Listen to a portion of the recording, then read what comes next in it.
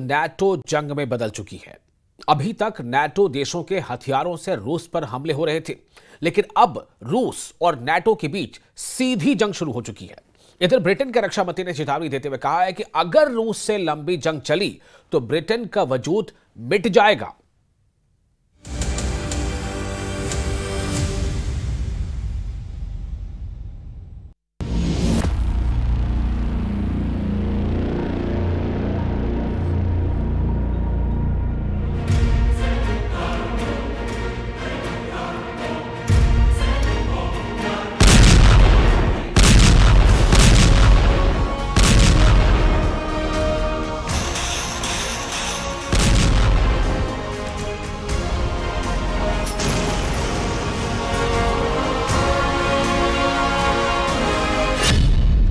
युद्ध के 1017 दिन आखिरी बाजी पलट गई।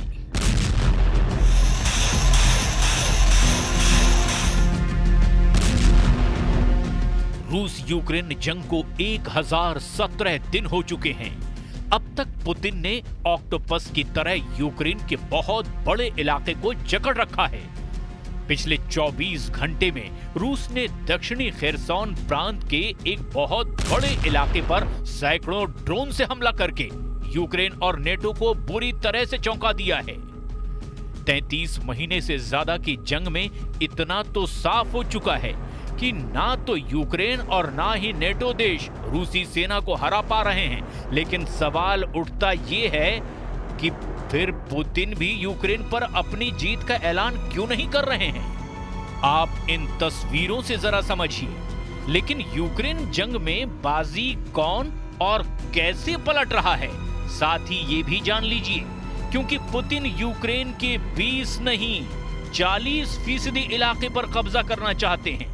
आज हम आपको ये भी दिखाने जा रहे हैं कि नेटो देश ब्रिटेन, फ्रांस, जर्मनी और पोलैंड आखिर क्यों हर हाल में रूस को यूक्रेन में हराना चाहते हैं। और अगर नेटो रूस को यूक्रेन में नहीं हरा पाया तो फिर खास तौर से नेटो देश ब्रिटेन, फ्रांस, जर्मनी और पोलैंड के साथ पुतिन की रूसी सेना क्या करेगी? क्या अब पुतिन सबसे पहले हमला ब्रिटेन और पोलैंड पर करेंगे?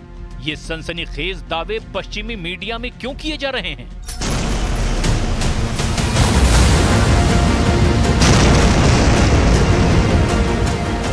पहले आप ये जान लीजिए कि इस वक्त रूसी सेना यूक्रेन को किस तरह से रौंद रही है। साथ ही ये भी जान लीजिए कि यूक्रेन की आड़ में नेटो देश कैसे रूस पर बहुत बड़े हमले की तैयारी कर रहे हैं। मिट जाएगा ब्रिटेन का वजूद, पुतिन का खूनी प्लान। नेटो देशों में शामिल 32 देशों में ब्रिटेन ही एकमात्र ऐसा देश है जिससे पुतिन जुनून की हद तक नफरत करते हैं। रूस के लगभग सभी टॉप कमांडर, रक्षा मंत्री, विदेश मंत्री और राष्ट्रपति पुतिन कई बार ब्रिटेन के वजूद को मिटाने की गंभीर चेतावनी दे चुके हैं। लेकिन हैरानी की बात तो यह है कि ब्रिटेन ही सबसे ज्यादा घातक मिसाइलें स्टॉर्म शैडो से रूस के अंदरूनी इलाकों में हमला करवा रहा है। कुर्स्क और ब्रांस पर यूक्रेन ने ब्रिटेन से मिली स्टॉर्म शैडो मिसाइलों से 12 से ज्यादा मिसाइलें दागी है।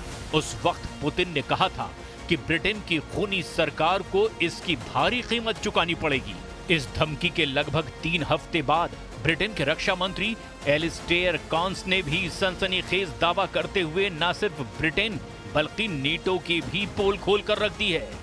ब्रिटेन के रक्षा मंत्री एलिस्टेयर कॉन्स ने रूस यूक्रेन युद्ध को लेकर बहुत गंभीर चेतावनी ब्रिटेन और ब्रिटेन की सेना को दे दी है। रक्षा मंत्री एलिस्टेयर ने दो टूक कहा कि अगर ब्रिटेन की रूस के साथ सीधी जंग होती है तो ऐसे युद्ध में ब्रिटेन और ब्रिटेन की सेना का वजूद 6 महीने से 1 साल में ही पूरी तरह से मिट जाएगा। लंदन में पूर्व सैनिकों के एक सम्मेलन में रक्षा मंत्री एलिस्टेयर कॉन्स ने साफ कहा है कि रूस यूक्रेन जंग में हर दिन 1,500 रूसी सैनिक मारे जा रहे हैं या फिर घायल हो रहे हैं। अगर ऐसे युद्ध में ब्रिटेन फंस गया तो यकीन मानिए ब्रिटिश सेना 6 महीने से 1 साल के भीतर ही पूरी तरह से नष्ट हो जाएगी। The further Russian troops advance, the closer the threat becomes. The more land they control, the more they control grain prices and energy sources. and the more confident Putin becomes. So we must continue to back Ukraine and do what it takes to support their self-defense for as long as it takes, to put Ukraine in the strongest possible position for negotiations so that they can secure a just and lasting peace on their terms that guarantees their security, independence, and the right to choose their future. इधर दूसरी तरफ America को छोड़कर 4 NATO देशों ने ऐसा plan बनाना शुरू कर दिया है जिसके जरिए रूस को जंग में बुरी तरह से हराया जा सके। आप इस एनिमेशन के जरिए इस पूरे वॉर प्लान को समझ लीजिए। रूस, ब्रिटेन, जर्मनी, फ्रांस और पोलैंड। नेटो के 4 देश ब्रिटेन, जर्मनी, फ्रांस और पोलैंड को समझ आ चुका है कि यूक्रेन को चाहे हम कितने भी हथियार दे दें, वो रूस से जंग नहीं जीत पाएगा और इसीलिए नेटो देशों ने अब रूस के खिलाफ 4 स्ट्रोक प्लान तैयार किया है, जहां कम से कम 4 मोर्चों से रूसी इलाकों और सेना पर सीधे और बड़ा हमला होगा। जो प्लान से जुड़ी जानकारी छन छन कर सामने आ रही है, उसके मुताबिक ये ब्रिटेन, जर्मनी, फ्रांस और पोलैंड मिलकर के रूस पर हवाई हमले एक साथ करना चाहते हैं ताकि रूस के एयर डिफेंस सिस्टम को पूरी तरह से ध्वस्त किया जा सके। इस हमले में फाइटर जेट, लंबी दूरी की मिसाइलें और ड्रोन से सबसे ज्यादा हमले करने का प्लान है। लेकिन अब सवाल ये उठता है कि अगर रूस इस तरह से नेटो देशों पर हमला करेंगे तो क्या रूस हार सकता है? जानकारों का इस पर साफ कहना है कि अगर पुतिन को जरा भी लगा कि रूस का वजूद खतरे में है तो ये निश्चित है कि पुतिन नेटो देशों पर बहुत बड़ा विनाशकारी परमाणु हमला कर देंगे। पुतिन खुद इस तरह के हमले की चेतावनी बार-बार पहले भी दे चुके हैं। С которой мы, по сути, сейчас ведем боевые действия, становится ядерной державой. Что нам делать? В этом случае мы будем принимать и использовать все, я хочу это подчеркнуть, именно все имеющиеся в распоряжении России средства поражения. Все. खेरसॉन के उड़ाए चीथड़े, 9,500 ड्रोन हमले। इधर पश्चिमी मीडिया ने रूसी हमलों को लेकर बहुत बड़े दावे और आंकड़े भी जारी किए हैं। जरा देखिए, लगभग 3 साल या कहें कि 33 महीने या फिर 1017 दिन से रूस कैसे यूक्रेन को तबाह कर रहा है। दावों के मुताबिक यूके अखबार फाइनेंशियल टाइम्स ने दावा किया है कि दक्षिणी यूक्रेन के खेरसॉन पर रूस ने जुलाई के मध्य से लेकर के अब तक बेतहाशा हमले किए हैं। रिपोर्ट में दावा किया गया है कि खेरसॉन पर छोटे रूसी ड्रोन के जरिए 9,500 से भी ज्यादा हमले हुए हैं। दक्षिणी यूक्रेन के बंदरगाह शहरों में जहां आबादी 1 करोड़ से ज्यादा थी, वहां पर अब आबादी सिर्फ 60,000 रह गई है। रूस के रक्षा मंत्रालय के दावों के मुताबिक अगस्त 2024 के बाद से रूस ने यूक्रेन में 1,200 वर्ग किलोमीटर से भी ज्यादा क्षेत्र पर कब्जा कर लिया है। इसमें कुर्स्क क्षेत्र में वर्तमान में कीव के सैनिकों के कब्जे वाले क्षेत्र से दोगुना क्षेत्रफल है। यूक्रेनी सेना ने रूस के कुर्स्क क्षेत्र में 600 वर्ग किलोमीटर पर कब्जा किया था, जिसका 40% इलाका रूसी सेना ने छीन लिया है। लगभग 240 वर्ग किलोमीटर इलाके पर रूस का दोबारा कब्जा हो चुका है और यूक्रेनी सेना 180 मोर्चों से मैदान छोड़कर भाग चुकी है। इस खबर ने पूरी दुनिया में हड़कंप मचा दिया है।